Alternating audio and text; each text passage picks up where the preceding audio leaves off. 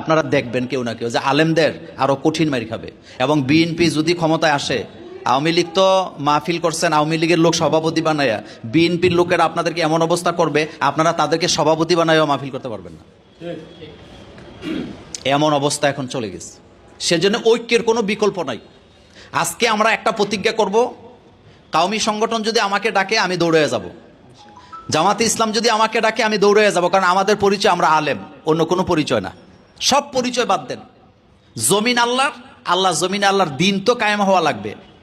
নামাজ যেমন ফরজ, দিনটাও তেমন কি ফরজ। আপনি কথা বলতেছেন কোরআনের, অথচ আপনারা বাধা দিচ্ছে, কথা বলতে দিচ্ছে না। আজকে আমরা যদি এই জায়গায় থাকতাম যে একজন খতিবকে লাঞ্ছিত করলে ওই মসজিদে আর খতিব দেওয়া হবে না, আপনারা বলেন তো সাহস পাইতো? কিন্তু না, আপনি দেখবেন খালি শুনছেন যে রবিউল্লাহ আনসারের ইমামতিটা লড়বড়ে, ফিসে দিয়ে গিয়া সভাপতির ফায়ে ধরে আরেকজন বৈশা থাকে, শোনেন রবিউল্লাহরে 10,000 দিয়েছেন, আমগরে 5,000 দিলেই হবে।